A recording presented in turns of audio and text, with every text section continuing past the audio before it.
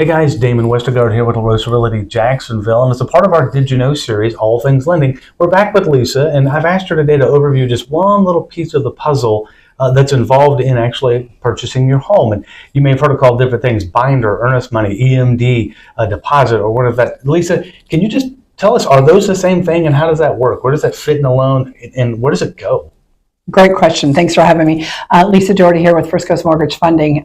Earnest Money Deposit. So Earnest Money Deposit is money that is credited to the seller for the transaction. However, it's 100% goes towards your closing costs at the end. So what that means is, and we call it different terms, like you said, Earnest Money Deposit, EMD, same thing, but it's that binder that you're giving up front. You typically give it to the title company, and then usually one of the buyer's agent or the seller's agent will bring it to closing, but that gets credited on the HUD settlement statement at closing.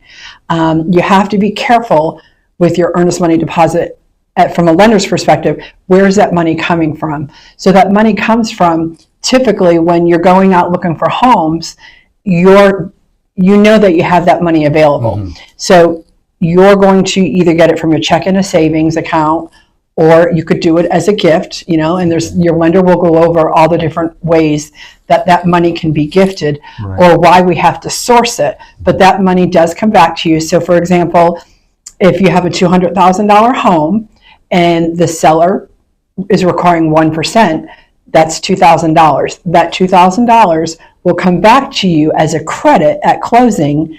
So if your cash to close was $10,000, you gave a $2,000 binder, your cash to close would be $8,000 at closing. So it is still your money, and it's still getting credited on the settlement statement at closing for your funds. So there's a lot of mystery about what that goes to, but really it's just a commitment up front.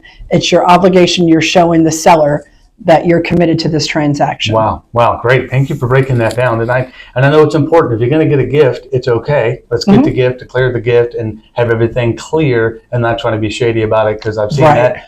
People be nervous about, well, Uncle Fred gave me some money. It's just, we need to declare it and have it clear. And we have to source. We have to source the money. If you're moving money around, your lender may ask you for different bank accounts or different statements, but we have to be able to see that you had the means up front when you wrote the contract. So again, if it's $1,000 or $2,000, it's coming from checking or savings or a 401k loan, no problem at all. However, we just need to have a paper trail to show where the actual money came from. Wow, awesome. Well, thank you so much for breaking that down for us. You're welcome. And now you know.